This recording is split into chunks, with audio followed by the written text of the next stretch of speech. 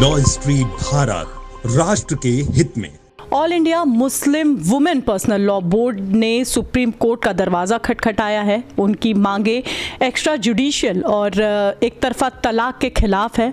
इस पिटीशन में उन्होंने क्या क्या मांगे रखी हैं, देश के सर्वोच्च अदालत से वो क्या चाहते हैं, और ये सब कुछ उन्होंने एक याचिका के द्वारा सुप्रीम कोर्ट में दाखिल किया है। और उनकी जो वकील हैं एडवोकेट रितु दुबे, वो आज लॉ स्ट्रीट के साथ हैं।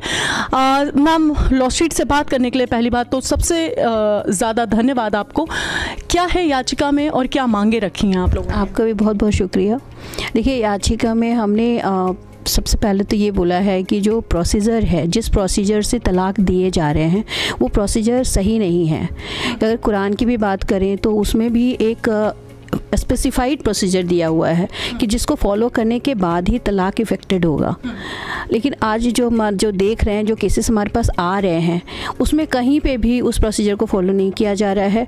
और नहीं करने का मतलब है कि एक तरह से आप अगर कॉन्स्टिट्यूशनल वे में अगर इसको हम जोड़ते हैं तो इसमें जो फंडामेंटल राइट्स हैं वो औरतों के वायलेट हो रहे हैं।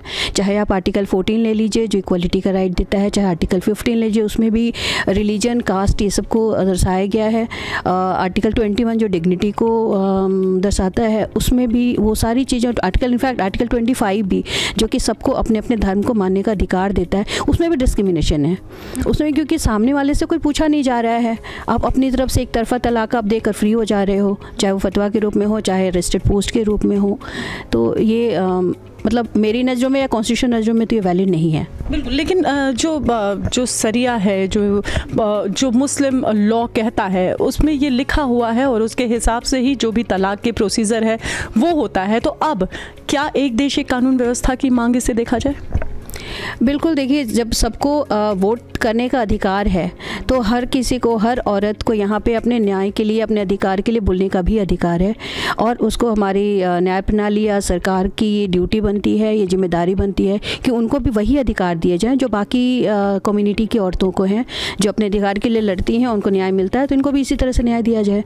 तो एक तरह, मतलब एक जैसा होना चाहिए। और क्यों मतलब जब हिंदू की जो औरतें होती हैं, बेटियां होती हैं, तो उनके लिए दूसरा न्याय होता है, मुस्लिम के दूसरा न्याय क्यों होता है ऐसे? बिल्कुल मैम।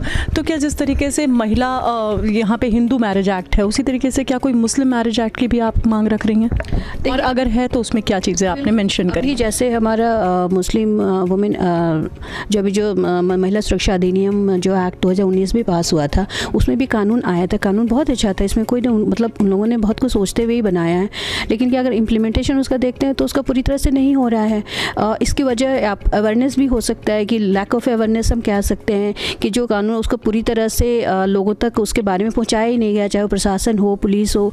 कि जब औरतें जब इससे पीड़ित होती हो जाती हैं, क्योंकि आज भी ट्रिपल तलाक ही हो रहा है गांव में, जो रिमोट एरियाज़ में चाहिए तो वहाँ पे हो रहा है। जो थोड़ी कम पढ़े लिखे उनको समझ नहीं आता है कि किस तरह से दिया जा रहा है। जब पुलिस की सहायता मांगती हैं तो वो लोग इसमें इंटरफेयर करना नहीं चाहते हैं, क्योंकि उनको भी नॉलेज नहीं है कि हाँ इस तरह का कुछ कानून आया है तो उसको कैसे किया जाए। तो यहाँ पर थोड़ा हम फेल महसूस करते हैं। ये तो मैम, एक याचिका में एक शब्द है एक तरफा तलाक। एक तरफा तलाक आम जनता को थोड़ा समझाएंगे कि क्या होता है ये?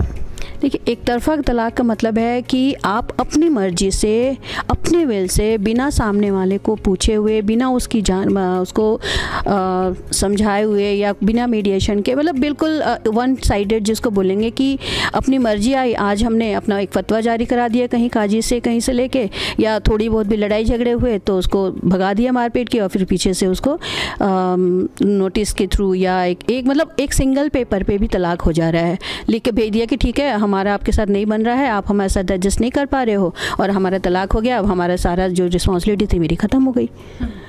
मैम, इसमें जो इकोनॉमिकल सिक्योरिटी होती है, जो आर्थिक मदद होती है एक महिला की, उसका क्या होता है? उसके बारे में भी कुछ आपने इसमें मेंशन किया है? जी, हमने मेंशन किया है। देखिए, इसमें इकोनॉमिक सिक्योरिटी तो कुछ है ही नहीं, क्योंकि जिस तरह के केसेस हमारे पास आ रहे हैं उसमें वो औरतों को क्या सिक्योरिटी देंगे? उनकी जो दहेज वहेज के लिए जिस तरह से मारा जाता है, पीटा जाता है, और जो दहेज मिलता है या जो औरतें अपने जेवर वगैरह वो सभी रख लिया जाता है, सारा रख के उसको रोड पर निकाल दिया जाता है बच्चे के साथ। ये चीज़ें हो रही हैं। तो मैं एक चीज़ और मैं बताना चाहूँगी, जो एक तरफा आपने पूछा ना, देखिए उसमें एक नेचुरल जस्टिस जो होता है उसका भी वायलेशन हो रहा है। एटलीस्ट कम से कम देखो, कहते हैं ना कि जो मरने वाला है ना उसकी भी एक इच्छा पूछी जाती है, और यहाँ तो जीती जागती औरत है, उसकी इच्छा का कोई सम्मान नहीं है।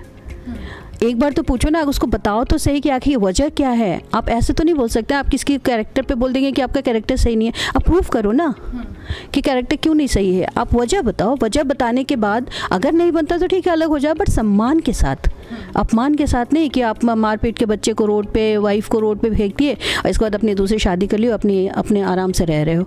ये तो कहीं से भी सही नहीं है मैम, सही नहीं है। और आपने एक बात कही कि जो डर है वो ऐसे पुरुषों के अंदर डर नहीं रहा समाज का, उनके कहीं ना कहीं उनका समाज इसमें उनकी मदद कर रहा है। अब हम इन महिलाओं की बात करें जिनके हक के लिए आप खड़ी हुई हैं, जिनके लिए आप काम कर रही हैं, पिछले कई सालों से आप काम कर रही हैं, ऐसी महिलाओं का क्या कहना है? क्या अब वो सामने आ रही हैं, या जो पहले एक डर था उनके अंदर वो आज भी है? देखिए, जब बोलते हैं ना कि बहुत ज़्यादा प्रेशर होता है ना तो वोल्केनो आ जाता है।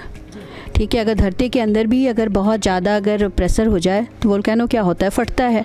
आज वही चीज़ हम समाज में देख रहे हैं कि औरतें मतलब प्रताड़ित होते होते इतनी ज़्यादा वो हो गई हैं कि अब अपनी आवाज़ उठाने के लिए बाहर निकल रही हैं। वो अंजाम को नहीं देख रही हैं, वो आज को नहीं देख रही हैं। वो करेंगे अगर आज हम आवाज़ उठाएं तो हो सकता है कि उनकी आने वाली पीढ़ी जो है उसको फ़ायदा हो जाए।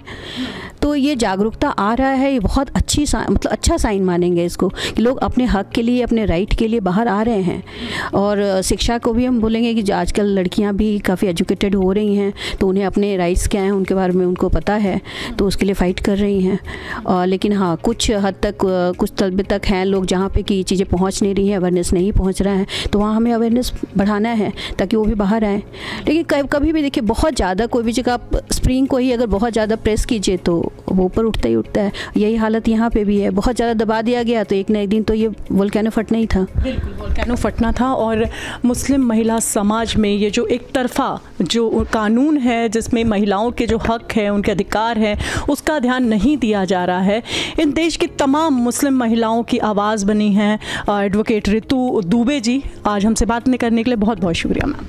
धन्यवाद।